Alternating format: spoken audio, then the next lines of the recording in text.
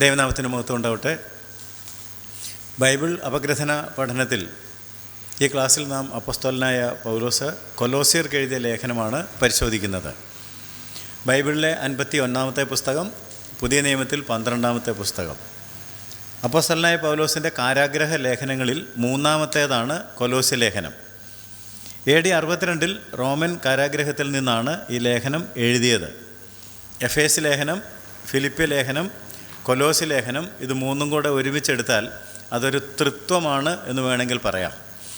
എഫേസ് ലേഖനം സകല വിശ്വാസികളും ചേർന്ന ക്രിസ്തുവിൻ്റെ ശരീരമാകുന്ന സഭയെക്കുറിച്ചാണ് പ്രതിപാദിക്കുന്നതെങ്കിൽ കൊലോസ്യ ലേഖനം സഭയുടെ തലയായ യേശു ക്രിസ്തുവിനെക്കുറിച്ചാണ് പ്രതിപാദിക്കുന്നത്. എഫേസ് ലേഖനം ക്രിസ്തുവിൻ്റെ സഭയെക്കുറിച്ചും കൊലോസ്യ ലേഖനം സഭയുടെ ക്രിസ്തുവിനെക്കുറിച്ചും ആണ് എന്ന് വേണമെങ്കിൽ പറയാം. Church of Christ and Christ of the church, ഈ വ്യത്യാസമാണ് ഈ രണ്ട് ലേഖനങ്ങൾ തമ്മിൽ ഉള്ളത്. എന്നാൽ ഈ രണ്ട് ലേഖനങ്ങളും കൂടെ ചേരുമ്പോഴാണ് സഭാപ്രവർത്തനങ്ങൾ പൂർത്തിയാകുന്നത്. എഫേസ് ലേഖനവും കൊലോസ്യ ലേഖനവും രണ്ടും കൂടെ ചേരുമ്പോഴാണ് സഭയുടെ ഒരു പൂർണ്ണ ചിത്രം നമുക്ക് ലഭിക്കുന്നത്. കൊലോസ്യ ലേഖനത്തെക്കുറിച്ച് നമ്മൾ ചിന്തിക്കുമ്പോൾ പൗലോസ് അപ്പോസ്തലൻ കൊലോസ്യ സന്ദർശിച്ചിട്ടില്ല. 2-ാം അധ്യായത്തിൻ്റെ 1-ാമത്തെ വാക്യം വായിക്കുകയാണെങ്കിൽ അതിനെക്കുറിച്ചൊരു സൂചന നമുക്ക് കിട്ടും. നിങ്ങൾക്കും ലവോദിക്കയിലുള്ളവർക്കും ജഡത്തിൽ എൻ്റെ മുഖം കണ്ടിട്ടില്ലാത്ത ഏവർക്കും വേണ്ടി. ജഡത്തിൽ എൻ്റെ മുഖം കണ്ടിട്ടില്ലാത്തവർ, ആ പ്രയോഗമാണ് ശ്രദ്ധിക്കേണ്ടത്. കൊലോസ്യയിലുള്ളവർ ജഡത്തിൽ പൗലോസിൻ്റെ മുഖം കണ്ടിട്ടില്ല. പിന്നെ എങ്ങനെയാണ് അവിടെ സഭയുണ്ടായതും പൗലോസ് അങ്ങോട്ടൊരു ലേഖനം അയക്കാനും ഒക്കെയുള്ള സാഹചര്യമെന്ന് ചോദിച്ചാൽ, അപ്പോസ്തലൻ എഫേസോസിലായിരുന്നപ്പോൾ കൊലോസ്യ സഭയെക്കുറിച്ച്, അവിടെ നടന്ന ആത്മീയ പ്രവർത്തനങ്ങളെക്കുറിച്ച് കേട്ടിട്ടുണ്ട്, കണ്ടിട്ടില്ല. കേട്ടിട്ടുണ്ട്. 1-ാം അധ്യായത്തിൻ്റെ 4-ാം വാക്യം വായിച്ചാൽ ഞങ്ങൾ കേട്ടിട്ട് എന്ന് നാം വായിക്കുന്നുണ്ട്. ക്രിസ്തുയേശുവിൽ നിങ്ങളുടെ വിശ്വാസത്തെയും സകല വിശുദ്ധന്മാരോടും നിങ്ങൾക്കുള്ള സ്നേഹത്തെയും കുറിച്ച് ഞങ്ങൾ കേട്ടിട്ട്. 9-ാം വാക്യം നോക്കുക. കേട്ട നാൾ മുതൽ. അതുകൊണ്ട് ഞങ്ങൾ അത് കേട്ട നാൾ മുതൽ. അപ്പോൾ കേട്ടിട്ടുണ്ട്, കണ്ടിട്ടില്ല. എന്നാൽ ഈ ചെറിയ പ്രയോഗങ്ങളൊക്കെ നമ്മൾ ശ്രദ്ധിക്കണം, അപ്പോഴേ കാര്യങ്ങൾ ഗ്രഹിക്കാൻ പറ്റുള്ളൂ. ഞങ്ങൾ കേട്ടിട്ട്, കേട്ട നാൾ മുതൽ എന്നൊക്കെ പറഞ്ഞാൽ നിങ്ങളുടെ മുഖം കണ്ടിട്ടില്ല, പക്ഷേ നിങ്ങളെക്കുറിച്ച് കേട്ടിട്ടുണ്ട്. കേട്ട നാൾ മുതൽ നിങ്ങളെക്കുറിച്ച് കൺസേൺഡ് ആണ്. അപ്പോൾ അതെങ്ങനെ കേൾക്കാനും ഈ ലേഖനം എഴുതാനും ഒക്കെ ഇടയായെന്ന് ചോദിച്ചാൽ, എഫെസോസിൽ നിന്ന് 90 മൈൽ കിഴക്കായിട്ടാണ് കൊലോസ്യ സ്ഥിതി ചെയ്യുന്നത്. കൊലോസ്യയുടെ അടുത്തുള്ള 2 സ്ഥലങ്ങളാണ് ലവോദിക്കയും ഹിയരപ്പൊലിയും. 4-ാം അധ്യായത്തിൻ്റെ 13-ാം വാക്യത്തിൽ ഈ സ്ഥലങ്ങളെക്കുറിച്ച് പരാമർശമുണ്ട്. കൊലോസ്യ, ലവോദിക്ക, ഹിയരപ്പൊലി. നിങ്ങൾക്കും ലവോദിക്കാർക്കും ഹീരപ്പൊലിക്കാർക്കും വേണ്ടി. കണ്ടോ, കൊലോസ്യ, ലവോദിക്ക, ഹിയരപ്പൊലി. അപ്പോൾ ഈ സ്ഥലങ്ങളിലൊക്കെ ക്രിസ്തീയ വിശ്വാസം പ്രചരിക്കുന്നതിന് ഇടയായി തീർന്നു. അവിടെ നിന്ന് പലരും എഫെസോസിൽ പൗലോസിൻ്റെ അടുക്കൽ വന്ന് സുവിശേഷം കേട്ട് കാണും. കാരണം നമ്മൾ ഒരു ലേഖനം പഠിക്കുമ്പോൾ മറ്റേ ലേഖനത്തിൻ്റെ പശ്ചാത്തലം മറന്നു പോകരുത്. എഫേസ് ലേഖനം പഠിച്ചപ്പോൾ അപ്പോസ്തല പ്രവൃത്തി 19-ാം അധ്യായത്തിൽ നിന്ന് വായിച്ച കാര്യം ഓർക്കുക. അവിടെ തുറന്നോസിൻ്റെ പാഠശാലയിലൊക്കെ ഈ 2 കൊല്ലത്തോളം പ്രവർത്തനം നടന്നതുകൊണ്ട് ആസ്യയിൽ പാർക്കുന്ന എല്ലാവരും വചനം കേൾക്കുവാൻ ഇടയായി എന്നൊരു വാക്യം നമ്മളിതിനു മുമ്പ് വായിച്ചിട്ടുണ്ട്. 19-ാം അധ്യായത്തിലുണ്ട്. ആസ്യയിൽ പാർക്കുന്ന എന്ന് പറഞ്ഞാൽ ഏഷ്യയിൽ പാർക്കുന്ന മിക്കവാറും ആളുകളെല്ലാം ഈ വചനം കേൾക്കുവാൻ ഇടയായി. അതുപോലെ ചില സഭകളെക്കുറിച്ചൊക്കെ എഴുതുമ്പോൾ നിങ്ങളുടെ അടുക്കൽ നിന്ന് വചനം മുഴങ്ങിച്ചെന്നത്. അപ്പോൾ അവരുടെ അടുക്കൽ നിന്ന് വചനം പുറത്തോട്ട് പോയിട്ടുണ്ട്, പൗലോസിൻ്റെ അടുക്കൽ വന്ന് കേട്ടിട്ടുണ്ട്. അങ്ങനെ ആണ് സഭയുണ്ടായത്. കൊലോസ്യ സഭ സ്ഥാപിച്ചത് എപ്പഫ്രാസ് ആകാനാണ് സാധ്യത. 1-ാം അധ്യായത്തിലേക്ക് വരാം. 1-ാം അധ്യായത്തിൻ്റെ 7-ാം വാക്യത്തിൽ സൂചനയുണ്ട്.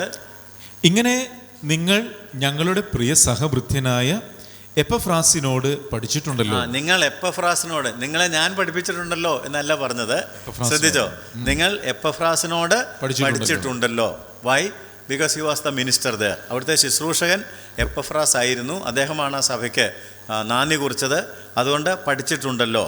ഏകദേശം 2 കൊല്ലം അദ്ദേഹം അവിടെ ശുശ്രൂഷിച്ചു എന്നാണ് ചരിത്രരേഖകൾ.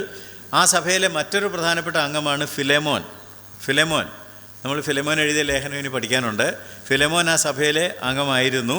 അതെങ്ങനെ മനസ്സിലാക്കുന്നത്? 4-ാം അധ്യായത്തിൻ്റെ 9-ാം വാക്യം വായിച്ചാൽ നിങ്ങളിൽ ഒരുത്തനായ ഒനേസിമോസ് എന്ന പ്രയോഗമുണ്ട്. ഞാൻ അവനെ നിങ്ങളിൽ ഒരുത്തനായ ഒനേസിമോസ് എന്ന വിശ്വസ്തനും. അപ്പം ഒനേസിമോസ് എവിടെയായിരുന്നു? ഫിലേമോൻ്റെ വീട്ടിലായിരുന്നു. അവിടെ നിന്നാണല്ലോ ഓടിപ്പോയത്. അപ്പം നിങ്ങളിൽ ഒരുത്തനായ ഒനേസിമോസ് എന്ന് പറഞ്ഞപ്പോൾ ഫിലേമോനും ഒനേസിമോസും ഒക്കെ ഏത് സഭയിലായിരുന്നു? കൊലോസ്യ സഭയിൽ ആയിരുന്നു. അപ്പോൾ കൊലോസ്യ, ലവോദിക്യ, ഹിയരപ്പൊലി എല്ലാം അടുത്തടുത്ത സ്ഥലങ്ങളാണ് എന്ന് ഞാൻ അല്പം മുമ്പ് പറഞ്ഞല്ലോ. ഈ സ്ഥലങ്ങളിലെ സഭകളിലെല്ലാം ഈ പ്രത്യേക സന്ദർഭത്തിൽ ദുരുപദേശങ്ങൾ പ്രചരിക്കുവാൻ, വ്യാപകമായിട്ട് പടർന്നു പിടിക്കുവാൻ ഇടയായി തീർന്നു. ആ ദുരുപദേശത്തിൻ്റെ പേര് ജുഡായിസ്റ്റിക് ഗ്നോസ്റ്റിസിസം. ഡീറ്റെയിൽസ് നിങ്ങൾക്ക് മനസ്സിലാകണമെന്നുണ്ടെങ്കിൽ ദയവായിട്ട് നമ്മുടെ മെയിൻ ക്ലാസ്, അതിൻ്റെ ലിങ്ക് ഡിസ്ക്രിപ്ഷൻ പേജിലുണ്ട്. അതിൽ കയറി കൊലോസ്യ ലേഖനത്തെക്കുറിച്ച് കൂടുതൽ വിശദമായിട്ട് നമ്മൾ പഠിച്ചിട്ടുള്ളത് കണ്ടാൽ കാര്യങ്ങൾ മനസ്സിലാക്കാൻ സാധിക്കും. ഈ ചെറിയ ക്ലാസ്സിലെല്ലാം വിവരിക്കാൻ ഒക്കുകയല്ല. ഈ ജുഡായിസ്റ്റിക് ഗ്നോസ്റ്റിസിസം എന്നാണ് അറിയപ്പെട്ടത്. അതെന്താണെന്ന് ചോദിച്ചാൽ യഹൂദമതവും ജ്ഞാനവാദം അല്ലെങ്കിൽ നോസ്റ്റിസിസം, ശരീരത്തിൻ്റെ ഉപേക്ഷ, ദൂതന്മാരെ ആരാധിക്കൽ തുടങ്ങിയ ഒരുപാട് കാര്യങ്ങൾ കൂട്ടിച്ചേർന്ന് ഉണ്ടായ ഒരു സങ്കര ചിന്താഗതിയാണ്, ഒരു കപട മതമാണ് Judaism, Gnosticism, asceticism, worship of angels, all mix together. അല്ലെങ്കിൽ യഹൂദന്മാരുടെയും ഗ്രീക്കുകാരുടെയും ഓറിയൻ്റൽ റിലിജൻസ്, ഈ കിഴക്കൻ രാജ്യങ്ങളിലുള്ള മതങ്ങളും എല്ലാം കൂടെ ചേർന്ന് ഒരു കപട മതം ഉണ്ടായി. ആ മതത്തിൻ്റെ ഏറ്റവും പ്രധാനപ്പെട്ട പ്രശ്നമെന്ന് പറയുന്നത് യേശുക്രിസ്തുവിൻ്റെ മഹത്വത്തെ, യേശുക്രിസ്തുവിൻ്റെ പ്രാധാന്യത്തെ അവർ കുറച്ച് കണ്ടു. യേശുക്രിസ്തു യഥാർത്ഥ ദൈവമല്ല, എന്തോ കഴിവുകളൊക്കെ ഉള്ള ഒരാളായിരുന്നു. യേശു സ്നാനമേറ്റപ്പോൾ ആത്മാവ് വന്നു, ക്രൂശിക്കപ്പെട്ടപ്പോൾ ആത്മാവ് പോയി. അപ്പം ഈ ആത്മാവ് വന്നതുകൊണ്ട് ജീവിച്ചിരുന്ന കാലഘട്ടത്തിൽ എന്തൊക്കെയോ ചെയ്തെന്ന് മാത്രമേ ഉള്ളൂ. ഒരു സൂപ്പർമാൻ, അല്ലാതെ നോട്ട് ഗോഡ് മാൻ. ദൈവം മനുഷ്യനായി തീർന്നതല്ല, എന്തോ സിദ്ധികളൊക്കെ കാണിച്ച ഒരു മനുഷ്യൻ. യേശുവിൻ്റെ പ്രാധാന്യത്തെ അവരെന്ത് ചെയ്തു? കുറച്ച് കണ്ടു. അപ്പോൾ സഭയുടെ തലയായ ക്രിസ്തു, ആരാണ് സഭയുടെ തല? ക്രിസ്തുവാണ്. അവർ സഭയുടെ തലയായ ക്രിസ്തുവിനെ എന്ത് ചെയ്തില്ല? മുറുകെ പിടിച്ചില്ല. 2-ാം അധ്യായത്തിൻ്റെ 18-ാം വാക്യത്തിൽ സഭയുടെ തലയായ ക്രിസ്തുവിനെ മുറുകെ പിടിക്കാത്തവനാരും നിങ്ങളെ വിരുത് തെറ്റിക്കരുത് എന്ന് നാം വായിക്കുന്നുണ്ട്. 2:18 തലയെ മുറുകെ പിടിക്കാതിരിക്കുകയും ചെയ്യുന്നവനാരും. കണ്ടോ? തലയെ മുറുകെ പിടിക്കാതെ. അപ്പോൾ ആരെക്കുറിച്ചാണെന്ന് മനസ്സിലാവുന്നുണ്ടോ? നമുക്ക് ഈ പശ്ചാത്തലം അറിയത്തില്ലെങ്കിൽ മനസ്സിലാകുകയില്ല. തലയെ മുറുകെ പിടിക്കാതിരിക്കുന്നവൻ, വായിച്ചാട്ടെ. തലയെ മുറുകെ പിടിക്കാതിരിക്കുന്നവനാരും നിങ്ങളെ വിരുത് തെറ്റിക്കരുത്. തലയെ മുറുകെ പിടിക്കാതെ വേറെ ഉപദേശങ്ങൾ പറയുന്ന ആളുകൾ സഭയിലുണ്ട്.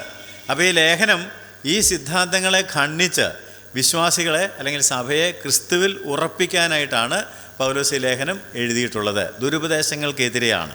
അപ്പോൾ ഇവിടെ ഒരു പ്രധാനപ്പെട്ട കാര്യം നമുക്ക് പൊതുവെ ഓർക്കുന്നത് നല്ലതാണ്.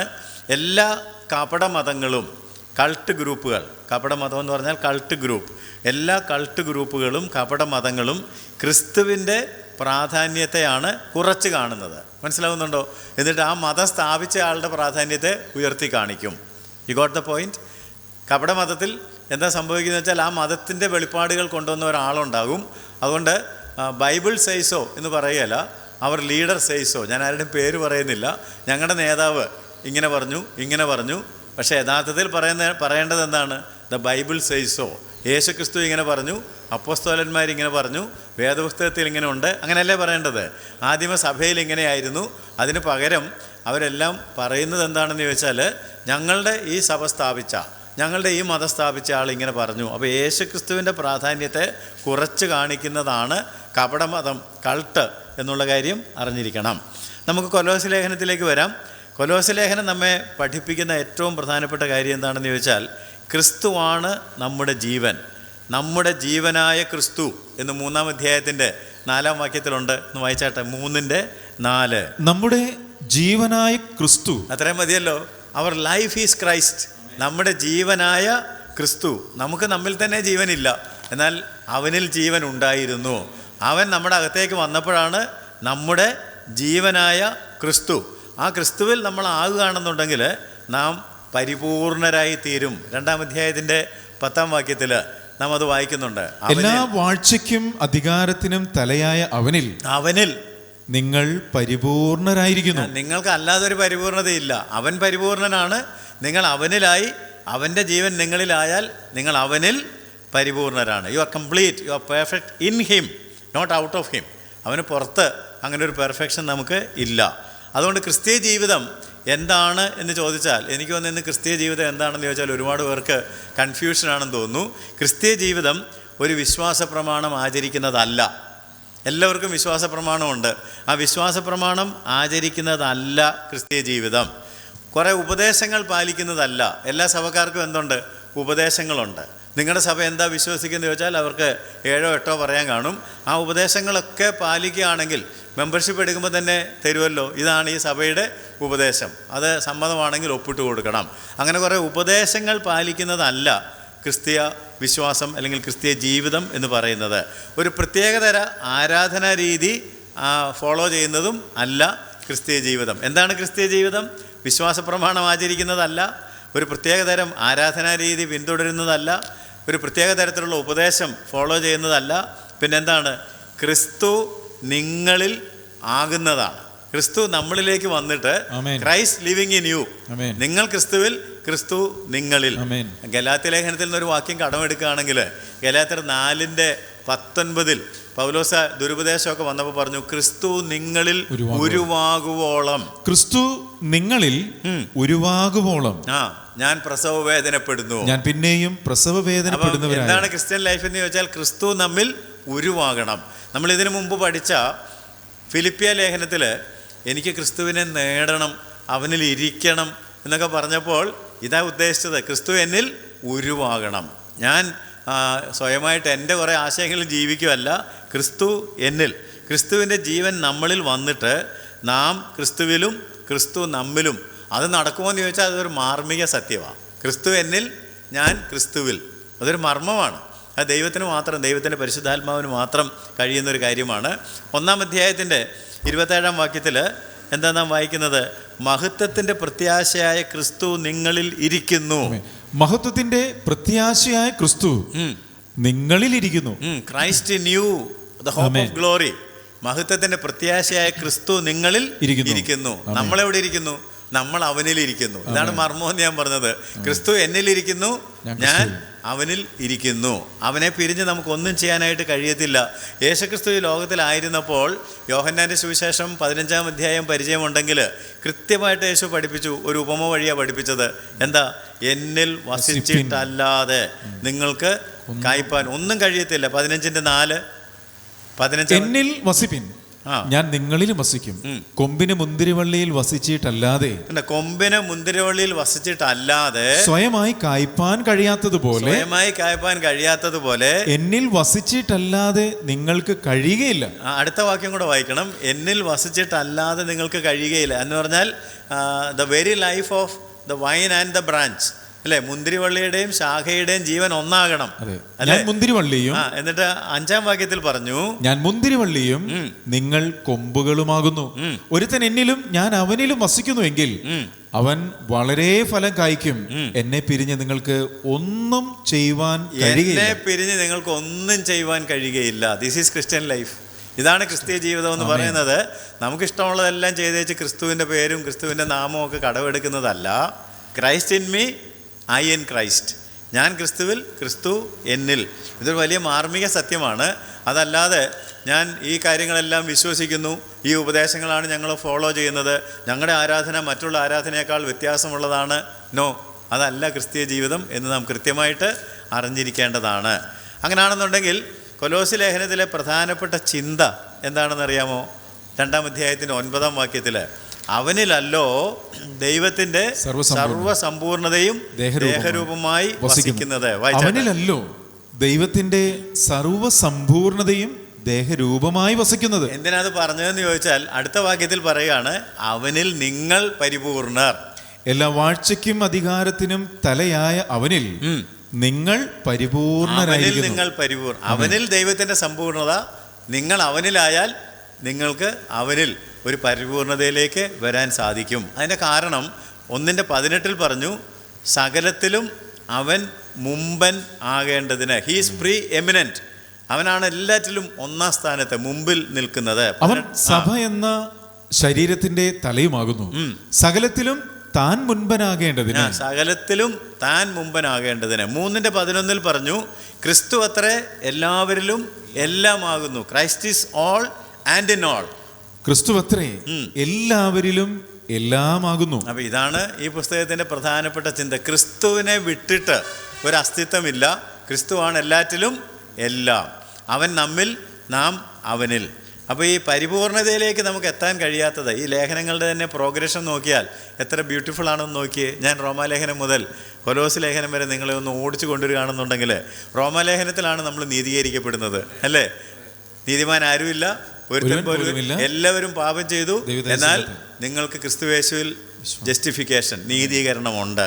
അങ്ങനെ റോമാലേഖനത്തിൽ നീതീകരണം പ്രാപിച്ച് നമ്മൾ വായിച്ച് മുമ്പോട്ട് കയറുമ്പോൾ 1 കൊരിന്ത്യ ലേഖനത്തിലേക്ക് വരുമ്പോൾ അവിടെ ക്രിസ്തുവിൽ യു ആർ എൻറിച്ച്ഡ്, നാം സമ്പന്നരായിരിക്കുന്നു എന്നാണ് കാണുന്നത്. അവിടുന്ന് മുമ്പോട്ട് പോയി 2 കൊരിന്ത്യ ലേഖനത്തിലേക്ക് വരുമ്പോൾ യു ആർ കംഫർട്ടഡ്, നമുക്ക് ആശ്വാസം. ഇതൊക്കെ ഓർക്കുന്നുണ്ടോ?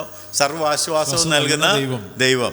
അവിടുന്ന് അല്പം കൂടെ മുമ്പോട്ട് പോയി ഗലാത്യ ലേഖനത്തിലേക്ക് വരുമ്പോൾ you are free in Christ, സ്വാതന്ത്ര്യത്തിനായ ക്രിസ്തു നിങ്ങളെ സ്വതന്ത്രരാക്കിയിരിക്കുന്നു. അവിടുന്ന് സഞ്ചരിച്ച് എഫേസ്യ ലേഖനത്തിലേക്ക് വരുമ്പോൾ പറയാണ്, നാം ക്രിസ്തുവിനോടുകൂടെ ഉയർത്തെഴുന്നേറ്റിരിക്കുന്നു. You are quickened, you are raised. മനസ്സിലായോ? കർത്താവിൻ്റെ കൂടെ നമ്മളെ ഉയർത്തെഴുന്നേൽപ്പിച്ച് സ്വർഗത്തിൽ ഇരുത്തിയിരിക്കുന്നു. അവിടുന്ന് കടന്ന് ഫിലിപ്പി ലേഖനത്തിലേക്ക് വരുമ്പോൾ പറയാണ്, കർത്താവിൽ സന്തോഷിക്കണം. You are made happy, rejoicing in Christ. അതും കഴിഞ്ഞ് കൊലോസ് ലേഖനത്തിലെത്തുമ്പോൾ പറയാണ്, you are complete in Christ, you are perfect in Christ. ക്രിസ്തുവിൽ നാം പരിപൂർണർ. അപ്പോൾ എങ്ങനെ അവിടെ എത്തിയതെന്ന് നോക്കിയേ. നീതീകരണം പ്രാപിച്ച്, സ്വർഗത്തിലെ സമ്പത്തുകൾ പ്രാപിച്ച്, ആശ്വാസം പ്രാപിച്ച്, സ്വാതന്ത്ര്യം പ്രാപിച്ച്, ഉയർത്തെഴുന്നേറ്റ് സന്തോഷം, കർത്താവിൽ സന്തോഷവും പ്രാപിച്ച് കഴിയുമ്പോഴാണ് നമുക്ക് എന്തിലേക്ക് വരാൻ കഴിയുന്നത്? പരിപൂർണതയിലേക്ക്. എന്നിട്ട് അടുത്ത ലേഖനങ്ങൾ നമ്മൾ പഠിക്കാൻ പോകുന്നത് തെസ്സലോനിക്ക ലേഖനമാണ്. ആ കർത്താവിൻ്റെ വരവിനെ കുറിച്ചാണ്. ഇങ്ങനെയുള്ള ഒരാൾക്കാണ് വരവിൽ എടുക്കപ്പെടുവാൻ, തേജസ് പ്രാപിക്കുവാനായിട്ട് കഴിയുന്നത്. അതിനുവേണ്ടി നമ്മളെ പ്രിപ്പയർ ചെയ്യുകയാണ് ഈ ലേഖനങ്ങൾ എന്ന് ലേഖനങ്ങൾക്കുള്ള ആമുഖത്തിൽ പഠിച്ചത് ഓർക്കുക. ഈ പുസ്തകത്തിനാകെ 4 അധ്യായങ്ങളാണുള്ളത്. ഈ 4 അധ്യായങ്ങളെ 2ആയിട്ട് വിഭജിക്കാം. 1, 2 അധ്യായങ്ങൾ, 3, 4 അധ്യായങ്ങൾ. 1, 2 അധ്യായങ്ങൾ ഡോക്ട്രിനൽ അല്ലെങ്കിൽ സിദ്ധാന്തപരമാണ്, ഉപദേശപരമാണ്. അവിടെ നിങ്ങൾ പരിപൂർണരാകേണ്ടതിന്, ക്രിസ്തുവിൽ പരിപൂർണരാണ്, പക്ഷേ എങ്ങനെയാണ് ആ പരിപൂർണതയിൽ എത്താൻ കഴിയുന്നതെന്നുള്ള കാര്യമാണ് വിവരിക്കുന്നത്. 3, 4 അധ്യായങ്ങൾ പ്രായോഗികം, പ്രാക്ടിക്കലാണ്. അവിടെ നമ്മളോട് പറയുന്നത്, 3-ാം അധ്യായം തുടങ്ങുന്നത് തന്നെ എങ്ങനെയാണെന്ന് അറിയാമോ? ഉയരത്തിലുള്ളത് അന്വേഷിപ്പീൻ, ഈ ഭൂമിയിലുള്ളതല്ല. വായിച്ചാട്ടെ 3:1. ആകയാൽ നിങ്ങൾ ക്രിസ്തുവിനോട് കൂടെ ഉയർത്തെഴുന്നേറ്റിരിക്കുന്നുവെങ്കിൽ ക്രിസ്തു ദൈവത്തിന്റെ വലതുഭാഗത്തിരിക്കുന്നിടമായ ഉയരത്തിലുള്ളത് അന്വേഷിപ്പീൻ. ഉയരത്തിലുള്ളത് അന്വേഷിപ്പീൻ, ഈ ഭൂമിയിലുള്ളതല്ല. ഭൂമിയിലുള്ളതല്ല, ഉയരത്തിലുള്ളത് തന്നെ ചിന്തിപ്പീൻ. അത് പ്രാക്ടിക്കലാണ്. അപ്പോൾ പ്രായോഗികമായിട്ട് നമ്മൾ സ്വർഗീയ പൗരന്മാരായി ഉയരത്തിലുള്ളത് അന്വേഷിച്ച് എങ്ങനെ ജീവിക്കണമെന്നുള്ളതാണ് 3, 4 അധ്യായങ്ങൾ. നമുക്ക് ഈ 2 യൂണിറ്റുകളും അല്പം കൂടെ നോക്കാം. ആദ്യം 1, 2 അധ്യായങ്ങൾ എടുക്കുമ്പോൾ 1-ാം അധ്യായത്തിൽ നമുക്ക് 4 പ്രധാനപ്പെട്ട കാര്യങ്ങളാണ് കാണാൻ കഴിയുന്നത്. 1, ക്രിസ്തുവിൻ്റെ ശ്രേഷ്ഠത. അതാണ് ആദ്യത്തെ 18 വാക്യങ്ങളിൽ. അത് കഴിഞ്ഞിട്ട് 9 മുതൽ 14 വരെയുള്ള വാക്യങ്ങളിൽ പൗലോസ് അപ്പോസ്തലൻ്റെ ഒരു പ്രാർത്ഥന കിടപ്പുണ്ട്. 3-ാമതായിട്ട് ക്രിസ്തുവിൻ്റെ വ്യക്തിത്വത്തിൻ്റെ മഹത്വമാണ് 15 മുതൽ 18 വരെയുള്ള വാക്യങ്ങളിൽ. 4-ാമതായിട്ട് ക്രിസ്തുവിൻ്റെ 3 ദൗത്യങ്ങൾ 19-ാം വാക്യം മുതൽ 28-ാം വാക്യം വരെ. ഏകദേശം ഒരു ഐഡിയ കിട്ടുന്ന ഞാൻ വിചാരിക്കുന്നു. ക്രിസ്തുവിൻ്റെ ശ്രേഷ്ഠത, പൗലോസ് അപ്പോസ്തലൻ്റെ പ്രാർത്ഥന, ക്രിസ്തുവിൻ്റെ വ്യക്തിത്വത്തിൻ്റെ മഹത്വം, യേശു ക്രിസ്തു പൂർത്തീകരിച്ച 3 ദൗത്യങ്ങൾ. ഇതിലേറ്റവും പ്രധാനപ്പെട്ട ചില കാര്യങ്ങൾ നമുക്കൊന്ന് നോക്കേണ്ടതായിട്ടുണ്ട്. ഏറ്റവും പ്രധാനപ്പെട്ടതായിട്ട് ഞാൻ കരുതുന്ന ഒരു കാര്യം, അതാണല്ലോ ഞാൻ പഠിപ്പിക്കുന്നത്.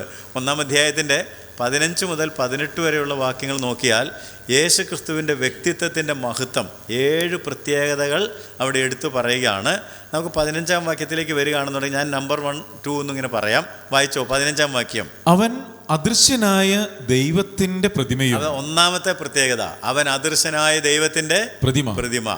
2, സർവസൃഷ്ടിക്കും ആദ്യജാതനും. 2, അവൻ സർവസൃഷ്ടിക്കും ആദ്യജാതൻ. 16-ാം വാക്യത്തിലേക്ക് വരുമ്പോൾ പറയാണ്, സ്വർഗത്തിലുള്ളതും ഭൂമിയിലുള്ളതും ദൃശ്യമായതും അദൃശ്യമായതും, സിംഹാസനങ്ങളാകട്ടെ, കർത്തൃത്വങ്ങളാകട്ടെ, വാഴ്ചകളാകട്ടെ, അധികാരങ്ങളാകട്ടെ, സകലവും അവൻ മുഖാന്തരം സൃഷ്ടിക്കപ്പെട്ടു. അതാണ് ഏറ്റവും പ്രധാനപ്പെട്ട സകലവും. അതിന്റെ ഡീറ്റെയിൽസ് മോളി പറഞ്ഞതൊക്കെ, സകലവും അവൻ മുഖാന്തരം സൃഷ്ടിക്കപ്പെട്ടു. അത് യോഹന്നാനിലും പറഞ്ഞിട്ടുണ്ട്. ഉളവായതൊന്നും അവനെ കൂടാതെ ഉളവായതല്ല, എല്ലാം അവനാണ് ഉളവാക്കിയത്. 17-ാം വാക്യത്തിൽ അടുത്ത കാര്യം പറഞ്ഞു. 4-ാമത്തെ കാര്യം, അവൻ സർവത്തിനും മുമ്പേ ഉള്ളവൻ. അവൻ പ്രിയമിനന്റ്, അവൻ സകലത്തിനും മുമ്പേ ഉള്ളവൻ. അതേ വാക്യത്തിൽ അടുത്ത കാര്യം പറഞ്ഞു, അവൻ സകലത്തിനും ആധാരമായിരിക്കുന്നു. അവൻ സകലത്തിനും ആധാരം. എന്നിട്ട് 6-ാമത്തെ കാര്യം 18-ാം വാക്യത്തിൽ പറയുകയാണ്, അവൻ സഭ എന്ന ശരീരത്തിന്റെ തലയുമാകുന്നു. അവൻ സഭ എന്ന ശരീരത്തിന്റെ തല. 7-ാമത്തെ കാര്യം വീണ്ടും അതേ വാക്യത്തിൽ പറയുകയാണ്, സകലത്തിലും താൻ മുൻപനാകേണ്ടതിന് അവൻ ആരംഭവും മരിച്ചവരുടെ ഇടയിൽ നിന്ന് ആദ്യനായി എഴുന്നേറ്റവനുമാകുന്നു. അവൻ ആരംഭമാണ്, മരിച്ചവരുടെ നിന്ന് ആദ്യനായിട്ട് എഴുന്നേറ്റവനാണ്. അപ്പോൾ 7 കാര്യങ്ങൾ മനസ്സിലായോ? അദൃശ്യനായ ദൈവത്തിൻ്റെ പ്രതിമ, സർവ്വ സൃഷ്ടിക്കും ആദ്യജാതൻ, സകലവും അവൻ മുഖാന്തരമാണ് സൃഷ്ടിക്കപ്പെട്ടത്, അവൻ സർവ്വത്തിനും മുമ്പേ ഉള്ളവനാണ്, അവൻ സകലത്തിനും ആധാരമാണ്, സഭ എന്ന ശരീരത്തിൻ്റെ തല അവനാണ് മരിച്ചവരുടെ നിന്ന് ആദ്യനായിട്ട് എഴുന്നേറ്റത്, അവൻ ആരംഭമാണ്, പുതിയൊരാരംഭം ആണ്. അപ്പോൾ അങ്ങനെയാണെങ്കിൽ ഈ യേശുവിനെ വിട്ട് നിങ്ങൾക്ക് എങ്ങനെ സഭയിൽ ഈ തലയെ മുറുകെ പിടിക്കാതെ സഭ എങ്ങനെ മുന്നോട്ട് പോകും എന്നുള്ള ചോദ്യമാണ് അവിടെ വരുന്നത്. ക്രിസ്തുവിൻ്റെ 3 ദൗത്യങ്ങൾ എന്ന് ഞാൻ പറഞ്ഞിരുന്നു 19 മുതൽ 28 വരെയുള്ള വാക്യങ്ങളിൽ. അപ്പോൾ ആ ദൗത്യങ്ങൾ എന്താണെന്ന് ചോദിച്ചാൽ 19-ാം വാക്യത്തിൽ പറഞ്ഞു, അവനിൽ സർവ്വസമ്പൂർണതയും വസിക്കുന്നു. വായിച്ചാട്ടെ, അവനിൽ സർവ്വസമ്പൂർണതയും വസിപ്പാനും എന്ന് പറഞ്ഞാൽ എന്താ അതിൻ്റെ അർത്ഥം? He's God, divinity. അവനിൽ മനുഷ്യരാരും പൂർണ്ണരല്ല എന്ന് കേട്ടിട്ടില്ലേ? അപ്പോൾ യേശുക്രിസ്തുവിൽ, മനുഷ്യനായി തീർന്ന യേശുക്രിസ്തുവിൽ സർവ്വസമ്പൂർണതയും വസിക്കുന്നുണ്ടെങ്കിൽ അവൻ ആരായിരുന്നു? അവൻ ദൈവമായിരുന്നു. അവൻ്റെ ഡിവിനിറ്റിയാണ് അവിടെ കാണുന്നത്. 20-ാം വാക്യത്തിൽ പറഞ്ഞു, ക്രൂശിൽ ചൊരിഞ്ഞ രക്തം കൊണ്ട്. 20-ാം വാക്യം, അവൻ ക്രൂശിൽ ചൊരിഞ്ഞ രക്തം കൊണ്ട് അവൻ മുഖാന്തരം സമാധാനമുണ്ടാക്കി. അപ്പോൾ എന്തിനാണ് മനുഷ്യവേഷം എടുത്ത് ക്രൂശിൽ രക്തം ചൊരിഞ്ഞതെന്ന് ചോദിച്ചാൽ, ടു ബിക്കം എ മീഡിയേറ്റർ. നമുക്കിന്ന് ഒരുപാട് മധ്യസ്ഥന്മാരുള്ളതുകൊണ്ട് ഇത് മനസ്സിലാക്കാൻ വിഷമമാണ്.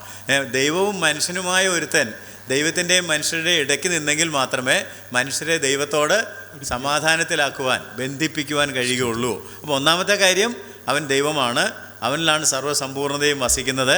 2-ാമത്തെ കാര്യം, അവൻ മനുഷ്യനായി ക്രൂശിൽ രക്തം ചൊരിഞ്ഞത് നമുക്ക് ദൈവത്തോട് സമാധാനം ഉണ്ടാക്കുവാനാണ്. 24 മുതൽ 27 വരെയുള്ള വാക്യങ്ങളിൽ പറഞ്ഞിരിക്കുന്നത്, തൻ്റെ ശരീരമാകുന്ന സഭ ഒരു മർമ്മമായിരുന്നു, അത് വെളിപ്പെട്ടു. ഇങ്ങനെ ദൈവത്തോട് ബന്ധം ഉണ്ടാക്കിയത് കൊണ്ട് എഫേസ് ലേഖനം 3:9 പഠിച്ചത് ഓർക്കുന്നുണ്ടോ? സർവവും സൃഷ്ടിച്ച ദൈവത്തിൽ അനാദികാലം മുതൽ മറഞ്ഞു കിടന്ന മർമ്മം, ആ മർമ്മം ഇപ്പോഴാണ് വെളിപ്പെട്ട് വന്നതെന്ന്. ദൈവം മനുഷ്യനായി അവതരിച്ച് നമുക്ക് പകരം യാഗമായി തീർന്ന് നമ്മെ ദൈവത്തോട് ബന്ധിപ്പിച്ചപ്പോൾ അത് തിരിച്ചറിഞ്ഞ, വിളിച്ച് വേർതിരിക്കപ്പെട്ട ഒരു കൂട്ടമുണ്ടായി. അവരുടെ പേരാണ് സഭ, കോൾഡ് ഔട്ട് പീപ്പിൾ. ഈ യേശുക്രിസ്തുവിൻ്റെ ദൗത്യം മനസ്സിലാക്കി ആ മർമ്മം, അത് പിതാവായ ദൈവത്തിൻ്റെ ഹൃദയത്തിൽ അനാദികാലം മുതൽ മറഞ്ഞു കിടന്നതാണ്, അത് വെളിപ്പെട്ടു വന്നു. അപ്പോൾ സഭ ലോകത്തിൽ വെളിപ്പെട്ടു. ഇതാണ് 1-ാം അധ്യായം. എന്നാൽ 2-ാം അധ്യായത്തിലേക്ക് കയറുമ്പോൾ പറയാണ്, തത്വജ്ഞാനവും ആചാരങ്ങളും വെറും ഉപദേശങ്ങളും കൊണ്ട് നിങ്ങളെ ആരും തെറ്റിക്കരുത്, അതെല്ലാം ഭയങ്കര അപകടങ്ങളാണ്. അപകടങ്ങൾ പതിയിരിപ്പുണ്ട്, അതുകൊണ്ട് വളരെ സൂക്ഷിക്കണം. ഇതിനെല്ലാമുള്ള ഏക ഉത്തരം കർത്താവായ യേശുക്രിസ്തുവാണ്. എന്ത് ഉപദേശം വന്നാലും, എന്ത് ആചാരങ്ങൾ വന്നാലും അതിൻ്റെ എല്ലാം കറക്റ്റായിട്ടുള്ള ഉത്തരം എവിടെ വന്ന് നിൽക്കണം? ക്രൈസ്റ്റ്, യേശുക്രിസ്തുവാണ്. Christ is the answer. ക്രിസ്തുവാണ് എല്ലാറ്റിൻ്റെയും ഉത്തരം. അതെല്ലാം നമുക്കിപ്പോൾ പഠിക്കാൻ സമയം പോരാത്തത് കൊണ്ട് 5 അപകടങ്ങൾ എടുത്തു പറഞ്ഞിട്ടുണ്ട്. ആ അപകടങ്ങൾ മാത്രം നമുക്ക് നോക്കാം. 2-ാം അധ്യായത്തിൻ്റെ ഇത് ഇന്നും സഭകളിലുള്ള പ്രശ്നമാണ് കേട്ടോ, അതുകൊണ്ട് നമ്മൾ ശ്രദ്ധിക്കണം. 2-ാം അധ്യായത്തിൻ്റെ 4-ാം വാക്യം, വശീകരണ വാക്കുകൊണ്ട്. അതാണ് ഏറ്റവും വലിയൊരു അപകടം, വശീകരണ വാക്കുകൾ. വാക്യം മുഴുവനായിട്ടൊന്ന് വായിച്ചാട്ടെ. വശീകരണ വാക്കുകൊണ്ട് ആരും നിങ്ങളെ ചതിപ്പാതിരിപ്പാൻ. അപ്പം വശീകരണ വാക്കുകൾ എന്തു പറ്റും? ചതിക്കും. ചതിയിൽ പെട്ട് കഴിഞ്ഞിട്ട് ഹൗവായ്ക്ക് പറ്റിയതുപോലെ വശീകരണ വാക്കാണ് ചതിയിലേക്ക്. അതുകൊണ്ട് പിശാച് നമ്മളെ ചതിക്കരുത്, വഞ്ചിക്കരുത്. Let no man beguile you. പക്ഷെ പിശാച് മനുഷ്യർ കൂടി തന്നെയാണ് പ്രവർത്തിക്കുന്നത് എന്നുള്ളത് കൊണ്ട് ചതി, വശീകരണ വാക്കുകൾ. 8-ാം വാക്യത്തിൽ പറഞ്ഞു, തത്വജ്ഞാനവും വെറും വഞ്ചന. വായിച്ചാട്ടെ. തത്വജ്ഞാനവും വെറും വഞ്ചനയും കൊണ്ട് ആരും നിങ്ങളെ കവർന്നു കളയാതിരിപ്പാൻ സൂക്ഷിപ്പീൻ. ഒന്ന് വശീകരണ വാക്കുകൾ, എന്നാൽ അതിനേക്കാൾ കൂടിയതാണ് തത്വജ്ഞാനവും വെറും വഞ്ചനയും. വശീകരണ വാക്കുകളിൽ വീഴാത്ത ജ്ഞാനികളായിട്ടുള്ള ആളുകൾ കാണും, അവരെ പിടിക്കാനാണ് തത്വജ്ഞാനം. ഇപ്പോൾ നമ്മൾ പറഞ്ഞതുപോലെ നോസ്റ്റിസിസം, ഓറിയൻ്റൽ റിലിജിയൻ എന്നൊക്കെ പറഞ്ഞില്ലേ, സ്വന്തം ദർശനങ്ങളൊക്കെ. അപ്പോൾ തത്വജ്ഞാനം വെറും വഞ്ചന, അത് നിങ്ങളെ കവർന്ന് കളയും എന്ന് പറഞ്ഞാൽ എന്താ അതിൻ്റെ അർത്ഥം? സ്പോയിൽ എന്നുള്ള പദമാണ് ഇംഗ്ലീഷിൽ ഉപയോഗിച്ചിരിക്കുന്നത്. പാല് സ്പോയിൽഡായി പോയി, പിരിഞ്ഞു പോയി എന്ന് പറയുന്നത് പോലെ. നല്ല ഉദ്ദേശത്തിൽ പാല് വാങ്ങിക്കൊണ്ട് വന്നതാ, കാച്ചിയപ്പം എന്ത് സംഭവിച്ചു? പിരിഞ്ഞുപോയി. യു സ്പോയിൽ ദ മിൽക്ക് എന്ന് പറഞ്ഞ നല്ല ഉദ്ദേശത്തിലാണ് കർത്താവിലേക്ക് വന്നത്. പക്ഷേ തത്വജ്ഞാനവും വഞ്ചനകളും ഒക്കെ വന്നപ്പോഴത്തേക്ക് ഗോട്ട് ഈസ് സ്പോയിൽഡ്. അത് വല്ലാതെ കവർന്നുപോയി, അത് ഗുണമില്ലാത്തതായി മാറിപ്പോയി. മൂന്നാമത്തേത് 16-17 വാക്യങ്ങളിൽ ആചാരാനുഷ്ഠാനങ്ങളെക്കുറിച്ചാണ് പറയുന്നത്. 16-17. അതുകൊണ്ട് ഭക്ഷണപാനങ്ങൾ സംബന്ധിച്ചോ, ഭക്ഷണം, പാനീയം, പെരുന്നാൾ, വാവ്, ശബത്ത് എന്നീ കാര്യത്തിലോ ആരും നിങ്ങളെ വിധിക്കരുത്. കണ്ടോ, ആചാരങ്ങളാണ്. ഭക്ഷണത്തിൻ്റെ കാര്യത്തിൽ, പാനീയത്തിൻ്റെ കാര്യത്തിൽ, പെരുന്നാളിൻ്റെ കാര്യത്തിൽ, വാവിൻ്റെ കാര്യത്തിൽ, ശബത്തിൻ്റെ കാര്യത്തിൽ. ശബത്തൊക്കെ വലിയ പ്രശ്നമായി മാറിയിരിക്കുന്നത് നിങ്ങൾക്ക് അറിയാമല്ലോ. ഇതിലൊന്നും ആരും നിങ്ങളെ വിധിക്കരുത്, ജഡ്ജ് ചെയ്യരുത്. 18-19 വാക്യങ്ങളിൽ പറഞ്ഞു. നാലാമത്തെ അപകടം സ്വന്തം ദർശനങ്ങളാണ്. വായിക്കാം. താഴ്മയിലും ദൂതന്മാരെ ആരാധിക്കുന്നതിലും രസിച്ച് സ്വന്തം ദർശനങ്ങളിൽ പ്രവേശിക്കുകയും തൻ്റെ ജഡമനസ്സിനാൽ വെറുതെ ചീർക്കുകയും തലയെ മുറുകെ പിടിക്കാതിരിക്കുകയും ചെയ്യുന്നവൻ ആരും നിങ്ങളെ വിരുത് തെറ്റിക്കരുത്. സ്വന്തം ദർശനങ്ങൾ ഇത് വല്ലാത്തൊരു പ്രശ്നമാണ് അല്ലേ? ഇന്നിപ്പോൾ പല സഭകളിലുള്ള ആളുകൾക്ക് പെട്ടെന്നൊരു സ്വന്തം ദർശനം വരിക. എന്നിട്ട് അവർ നോക്കിയാൽ വളരെ താഴ്മയുള്ളവരാണ്. പക്ഷേ അവിടെ ജഡമനസ്സാണ് പ്രവർത്തിക്കുന്നത്. അവർ ദൂതന്മാർ എന്ന് പറഞ്ഞാൽ മെസ്സഞ്ചേഴ്സ്, മറ്റ് ദൂതുകൾ പറഞ്ഞ ആളുകളെയും ദൈവദൂതന്മാരെയും ഒക്കെ ആരാധിക്കുന്ന ആളുകളായിട്ട് മാറുന്നു. അവരെന്ത് ചെയ്യുന്ന പറഞ്ഞാൽ നിങ്ങളുടെ വിരുത് തെറ്റിക്കും. വിരുത് തെറ്റിക്കാൻ ഞങ്ങളുടെ സമ്മാനം അടിച്ചു മാറ്റുമെന്ന്. Rules of the game. നമ്മൾ ഒന്നാമത് ഓടി എത്തി, പക്ഷേ ട്രാക്ക് തെറ്റിയാലോ? മനസ്സിലാവുന്നുണ്ടോ? ഒന്നാമത് ഓടി വന്നു, പക്ഷെ ഉടനെ ഇത് പ്രഖ്യാപിക്കത്തില്ല. ഏതെങ്കിലും റൂൾസ് വയലേറ്റ് ചെയ്തിട്ടുണ്ടോ നോക്കിയിട്ട് അല്ലേ? കളിയുടെ നിയമങ്ങൾ തെറ്റിച്ചിട്ടുണ്ടോ? അത്ലറ്റിക് ടേമാണ് വിരുത് തെറ്റിക്കുക. Beguile you of your reward. നമുക്ക് ന്യായമായിട്ട് കിട്ടേണ്ട പ്രതിഫലം നിയമം തെറ്റിച്ചതുകൊണ്ട് നഷ്ടപ്പെടുന്ന ഒരവസ്ഥയിലേക്ക് പോകുന്നു. അഞ്ചാമതായിട്ട് 20 മുതൽ 23 വരെയുള്ള വാക്യങ്ങളിൽ ശരീരത്തിൻ്റെ ഉപേക്ഷ, സ്വേച്ഛാരാധന, ആ വാക്യങ്ങൾ വായിക്കാം. നിങ്ങൾ ക്രിസ്തുവിനോടുകൂടെ ലോകത്തിന്റെ ആദ്യ പാഠങ്ങൾ സംബന്ധിച്ച് മരിച്ചുവെങ്കിൽ ലോകത്തിൽ ജീവിക്കുന്നവരെ പോലെ മാനുഷ്യ കൽപ്പനകൾക്കും ഉപദേശങ്ങൾക്കും അനുസരണമായി പിടിക്കരുത്, രുചിക്കരുത്, തൊടരുത് എന്നുള്ള ചട്ടങ്ങൾക്ക് കീഴ്പ്പെടുന്നതെന്ത്? ഇതെല്ലാം ഉപയോഗത്താൽ നശിച്ചു പോകുന്നതത്രേ. ഇതൊക്കെയും സ്വേച്ഛാരാധനയിലും താഴ്മയിലും ശരീരത്തിൻ്റെ ഉപേക്ഷയിലും രസിക്കുന്നവർക്ക് ജ്ഞാനത്തിൻ്റെ പേര് മാത്രമുള്ളത്, ജഡാഭിലാഷം അടക്കുവാനോ പ്രയോജനമുള്ളതല്ല. അപ്പോൾ അവിടെ പറഞ്ഞിരിക്കുന്നത് ശരീരത്തിൻ്റെ ഉപേക്ഷ, അസറ്റിസിസമാണ്. സ്വേച്ഛാരാധന, വിൽ വർഷിപ്പ്, എനിക്കിഷ്ടപ്പെട്ടതുപോലെ ഞാൻ ആരാധിക്കും. അതിനാണ് നമ്മൾ ഈ സ്വതന്ത്രമായിട്ട് ആരാധിക്കുന്നു എന്നൊക്കെ പറയുന്നത്. എനിക്കിഷ്ടപ്പെട്ടതുപോലെ ഞാൻ ആരാധിക്കും. അങ്ങനല്ല. ആരാധനയ്ക്ക് എന്തുണ്ട്? പ്രമാണങ്ങളുണ്ട്, ചട്ടങ്ങളുണ്ട്. അതാണല്ലോ ആരാധനയ്ക്കുള്ള നിയമങ്ങൾ കൊടുത്തു എന്ന് റോമാലേഖനത്തിലും പഴയ നിയമത്തിലും ഒക്കെ കിടക്കുന്നത്. അതുകൊണ്ട് സ്വേച്ഛാരാധന, താഴ്മ, ജ്ഞാനം, ജഡം, അതുപോലെ തന്നെ ചട്ടങ്ങൾ, പിടിക്കരുത്, രുചിക്കരുത്, ഇങ്ങനെയുള്ള കാര്യങ്ങൾക്കൊന്നും കീഴ്പ്പെടുക, സബ്മിറ്റ്. അപ്പോൾ ഈ 5 അപകടങ്ങൾ ഒന്നുകൂടെ ഞാൻ പറയാം. വശീകരണ വാക്കുകൾ, തത്വജ്ഞാനം വെറും വഞ്ചന, ആചാര അനുഷ്ഠാനങ്ങൾ, സ്വന്തം ദർശനങ്ങൾ, ശരീരത്തിൻ്റെ ഉപേക്ഷ. അത് ചതിക്കും, കവർന്നു കളയും, നമ്മളെ വിധിക്കും, വിരുത് തെറ്റിക്കും. നമ്മളിതിനൊക്കെ കീഴ്പ്പെട്ട് കഴിഞ്ഞാൽ അപകടത്തിലാകും. വേറൊരു കാര്യം കൂടി നിങ്ങൾക്ക് നോക്കിയാൽ കാണാൻ സാധിക്കും. ഇവിടെ സമ്മേളിക്കുന്നത് ലീഗലിസം, മിസ്റ്റിസിസം, അസറ്റിസിസം, ഈ 3 കാര്യങ്ങളാണ്. ലീഗലിസം എന്ന് പറഞ്ഞാൽ യഹൂദ മതത്തിൽ നിന്ന് വന്നതാണ്, നിയമവാദം. മിസ്റ്റിസിസം എന്ന് പറഞ്ഞാൽ സ്വന്തം ദർശനങ്ങൾ. അത് പ്രധാനമായിട്ട് ഗ്രീക്ക് ചിന്താഗതിയിൽ നിന്നൊക്കെ വന്നിട്ടുള്ളതാണ്. ആളുകൾക്ക് ദർശനങ്ങൾ കിട്ടുന്നു. ഈസ്റ്റേൺ റിലിജനിലും ഉണ്ട്. ശരീരത്തിൻ്റെ ഉപേക്ഷ എന്ന് പറഞ്ഞാൽ അസറ്റിസിസമാണ്. അത് ഓറിയൻ്റൽ റിലിജനിൽ ഒരുപാടുണ്ട്. നമ്മുടെ ആളുകളൊക്കെ സർവസംഘ പരിത്യാഗി എന്ന് പറയുന്നത് പോലെ. So A mixture of legalism, mysticism, asceticism. ഇതൊന്നുമല്ല ക്രിസ്ത്യാനിറ്റി. നേരത്തെ പറഞ്ഞല്ലോ, ക്രിസ്തു എന്നിൽ വരുന്നു, ഞാൻ ക്രിസ്തുവിലാകുന്നു. അതുകൊണ്ട് ഒരു പ്രത്യേകതരം ജീവിതമാണ് നമ്മൾ ജീവിക്കേണ്ടത്, അല്ലാതെ ഈ മതങ്ങൾ പഠിപ്പിക്കുന്നത് പോലെ അല്ല. ഇനി ഇങ്ങനെ എന്തെങ്കിലുമൊക്കെ സംഗതികൾ വരികയാണെങ്കിൽ അതിൻ്റെ ഉത്തരം എന്താണെന്ന് അറിയണ്ടേ? അതിനുള്ള പരിഹാരം എന്താണെന്ന് അറിയണ്ടേ? അറിയേണ്ട പരിഹാരം 2-ാം അധ്യായത്തിൻ്റെ 3-9 വാക്യങ്ങളിൽ ആദ്യം പറഞ്ഞു, യേശു ആരാണെന്നുള്ള അറിവ് നമുക്ക് വേണം. 2-ാം അധ്യായത്തിൻ്റെ 3-ാം വാക്യം, അവനിൽ ജ്ഞാനത്തിൻ്റെയും പരിജ്ഞാനത്തിൻ്റെയും നിക്ഷേപങ്ങളൊക്കെയും ഗുപ്തമായിട്ടിരിക്കുന്നു. അവനിലാണ് ഇതെല്ലാം. കാരണം അവൻ ദൈവമാണ്. 9-ാം വാക്യം, അവൻ ദൈവമായതുകൊണ്ടാണ്. അവനിലല്ലോ ദൈവത്തിന്റെ സർവസമ്പൂർണതയും ദേഹരൂപമായി വസിക്കുന്നത്. ഇതിന്റെ ഉത്തരം എന്താണെന്ന് ചോദിച്ചാൽ ഈ പറഞ്ഞ കാര്യങ്ങളൊന്നുമല്ല, യേശുവാണ് ദൈവം. യേശുവാണ് ദൈവപുത്രൻ, അവനിലാണ് സമ്പൂർണ്ണത ഉള്ളത്. രണ്ടാമത്തെ കാര്യം, ഈ യേശു നിങ്ങൾക്ക് വേണ്ടി എന്ത് ചെയ്തു എന്ന് നാം അറിയണം. അതാണ് 13 മുതൽ 15 വരെയുള്ള വാക്യങ്ങൾ പറഞ്ഞിരിക്കുന്നത്.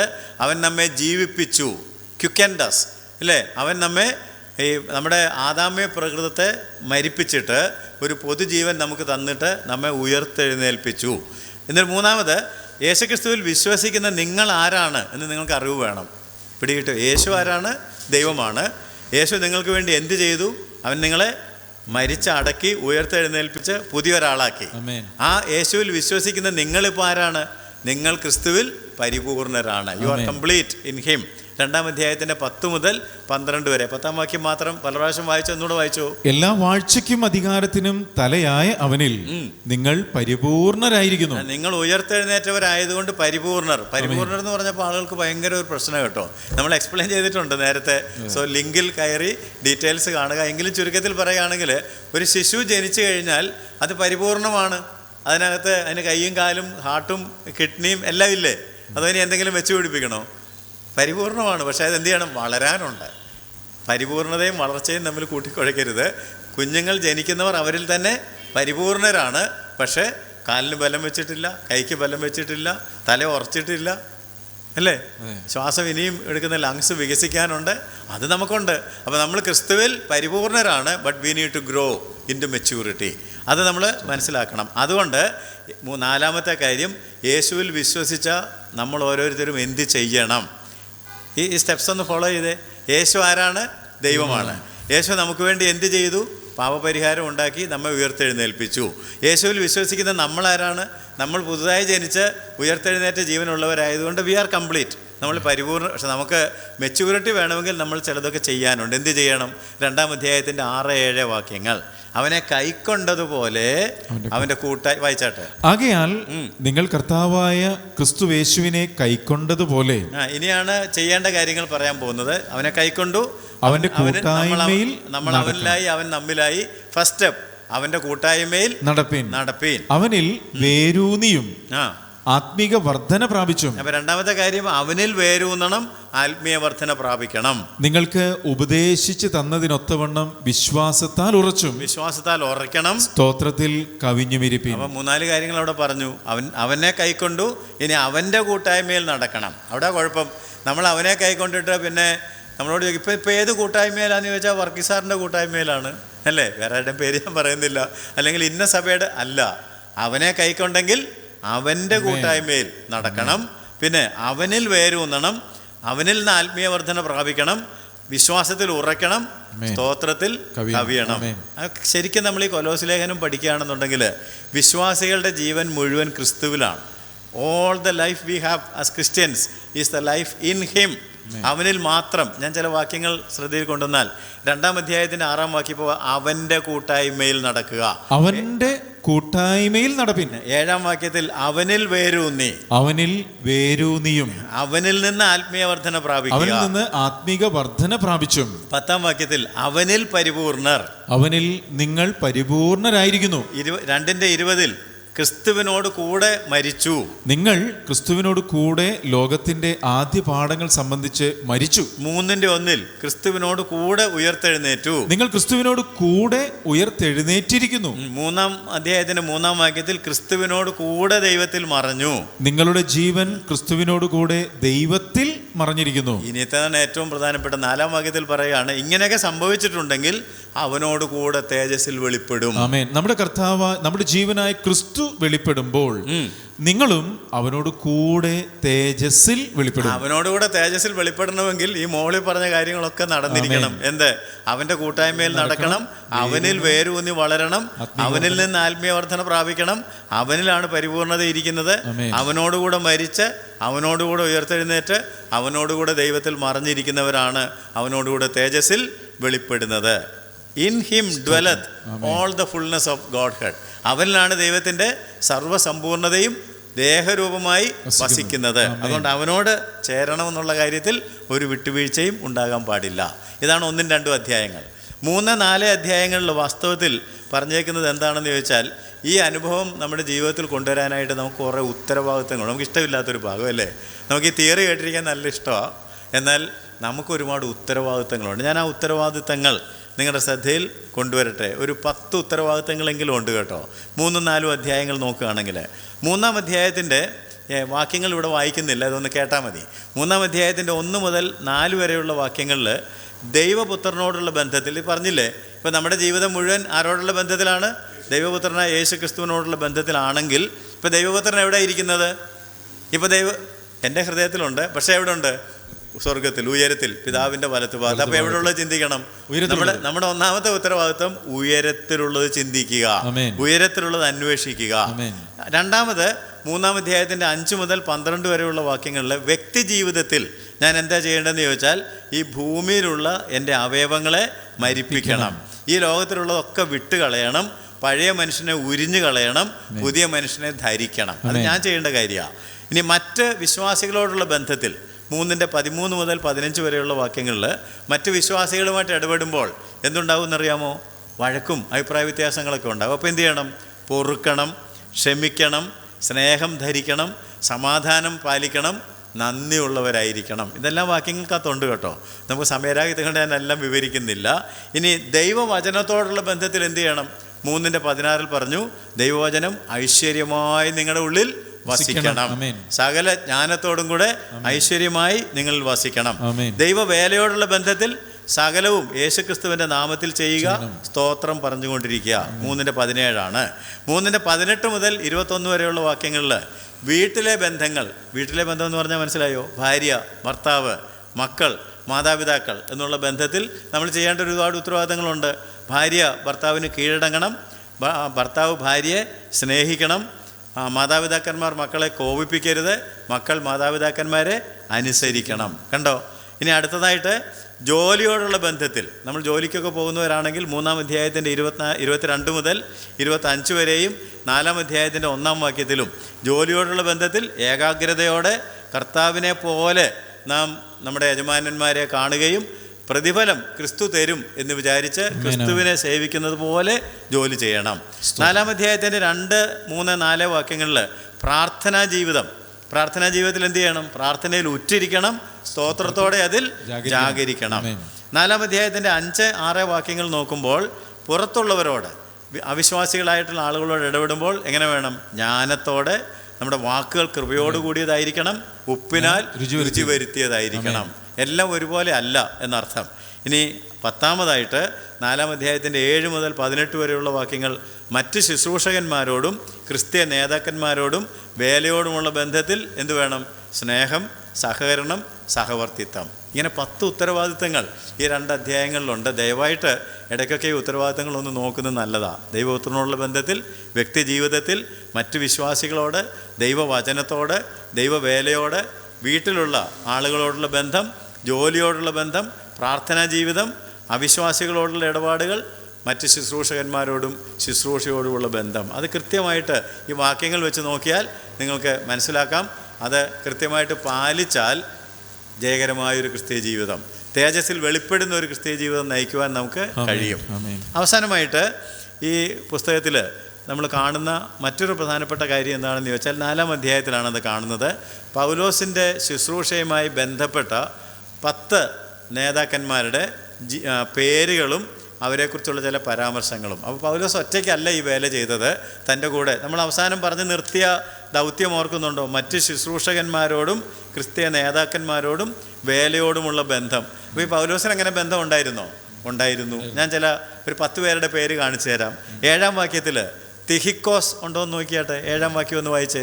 4-ാം അധ്യായത്തിൻ്റെ, എല്ലാം 4-ാം അധ്യായത്തിൽ നിന്നാണ്. 4-7 തിഹിക്കോസ് നിങ്ങളോട് അറിയിക്കും. അപ്പം തിഹിക്കോസ് അവൻ ആരായിരുന്നു? പ്രിയ സഹോദരൻ, വിശ്വസ്ത ശുശ്രൂഷകൻ, സഹഭൃത്യൻ. നല്ല കാര്യങ്ങളൊക്കെ അദ്ദേഹത്തെക്കുറിച്ച് പറഞ്ഞിട്ടുണ്ട്. 4-9 ഒനേസിമോസിനെ നമുക്ക് കാണാം. ഞാൻ അവന് നിങ്ങളിൽ ഒരുത്തനായ ഒനേസിമോസ് എന്ന വിശ്വസ്തനും പ്രിയനും. അവൻ വിശ്വസ്തൻ, പ്രിയൻ, സഹോദരൻ, നിങ്ങളിൽ ഒരുത്തൻ. റണ്ണവേ സ്ലേവ്, പക്ഷെ അവൻ പ്രിയനാണ്, വിശ്വസ്തനാണ്, സഹോദരനാണ്. 10-ാം വാക്യത്തിൽ അരിസ്തർഹോസിനെ നമുക്ക് കാണാം. എൻ്റെ സഹബദ്ധനായ അരിസ്തർഹോസും. സഹബദ്ധൻ, ഇപ്പം തടവിൽ തൻ്റെ കൂടെയുള്ള ആളാണ്, ഇപ്പോൾ ഒരുമിച്ച് പ്രവർത്തിച്ചത് കൊണ്ടാണല്ലോ. അതേ വാക്യത്തിൽ നമുക്ക് മർക്കോസിനെ കാണാം, യോഹന്നാൻ മർക്കോസിനെ. ബർന്നബാസിന്റെ മച്ചൂനനായ മർക്കോസും. 11-ാം വാക്യത്തിൽ യൂസ്തോസ് എന്ന യേശുവിനെ കാണാം. 11-ാം വാക്യം യൂസ്തോസ് എന്ന യേശു, സഹപ്രവർത്തകൻ, കൂട്ടുവേലക്കാരൻ, അല്ലേ? 12-13 വാക്യങ്ങളിൽ എപ്പഫ്രാസിനെ കാണാം. നിങ്ങളിൽ ക്രിസ്തുയേശുവിന്റെ ദാസനായ എപ്പഫ്രോസ്. അപ്പോൾ ക്രിസ്തുയേശുവിന്റെ ദാസൻ, ശുശ്രൂഷകനായ എപ്പഫ്രാസ്. 4-14 ലൂക്കോസിനെ നമുക്ക് കാണാം. വൈദ്യനായ പ്രിയ ലൂക്കോസും. വൈദ്യൻ, പ്രിയൻ. അതേ വാക്യത്തിൽ തന്നെ ദേമാസിനെ നമുക്ക് കാണാം. ദേമാസ് നിങ്ങളെ വന്ദനം ചൊല്ലുന്നു. പക്ഷെ പിന്നീട് ദേമാസ് എന്ത് ചെയ്തു? ലോകത്തെ സ്നേഹിച്ചിട്ട് എന്നെ വിട്ടുപോയി. വിട്ടുപോയി. അത് 2 തിമോത്തി 4:10 പറഞ്ഞിട്ടുണ്ട്.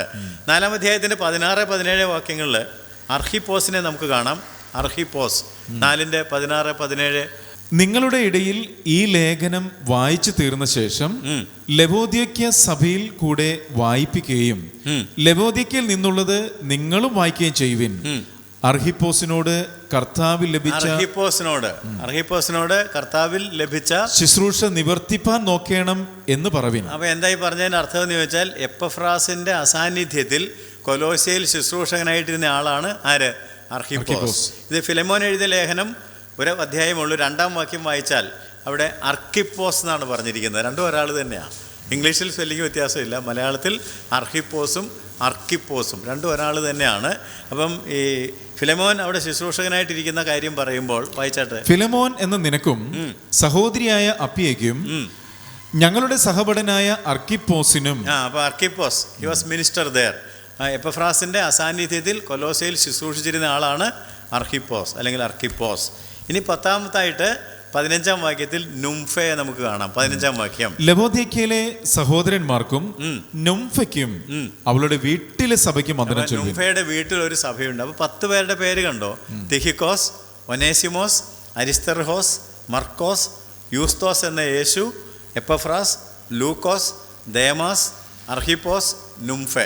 അപ്പം ഈ സഹോദരന്മാരുടെ സഹായത്തോടെയാണ് പൗലോസ് വേല ചെയ്തത് എന്നുള്ള കാര്യം പ്രത്യേകം ശ്രദ്ധിക്കണം. ഒറ്റയാൻ പോരാളിയായിട്ടല്ല, താൻ ഒരുപാട് കാര്യങ്ങൾ ചെയ്തെങ്കിലും തൻ്റെ കൂടെ ചേർന്ന് നിന്ന് ആ പ്രയോഗങ്ങളൊക്കെ ശ്രദ്ധിച്ചായിരുന്നു. സഹബദ്ധൻ, സഹപ്രവർത്തകൻ, സഹഭടൻ എന്നൊക്കെ പറഞ്ഞ കാര്യങ്ങൾ ഓർക്കുകയാണെങ്കിൽ തൻ്റെ കൂടെ ഈ വിശ്വാസത്തിൽ പോരാടിയ അനേകം ആളുകളുണ്ട്. നമുക്കും ഇതുപോലെ കർത്താവായ യേശു ക്രിസ്തുവിനോടും അവൻ്റെ ശുശ്രൂഷകന്മാരോടും ചേർന്ന് നിന്ന് നമ്മുടെ ഈ ഓട്ടം തേയ്ക്കുവാനായിട്ട്, ക്രിസ്തുവിലുള്ള ജീവിതമാണ് നമ്മുടെ ജീവിതം എന്ന് ഓർക്കുകയും തലയെ മുറുകെ പിടിക്കാൻ, തലയെ മുറുകെ പിടിക്കാത്തവരാരും നിങ്ങളുടെ വിരുത് തെറ്റിക്കരുത്. തലയെ മുറുകെ പിടിച്ചുകൊണ്ട് ഈ ശരീരമാകുന്ന സഭയിൽ നമുക്ക് തന്ന ദൗത്യം പൂർത്തീകരിച്ചുകൊണ്ട് മുന്നേറുവാൻ കൊലോസ് ലേഖന പഠനം നമ്മളെ സഹായിക്കട്ടെ. ദൈവത്തിന് മഹത്വം. ആമേൻ.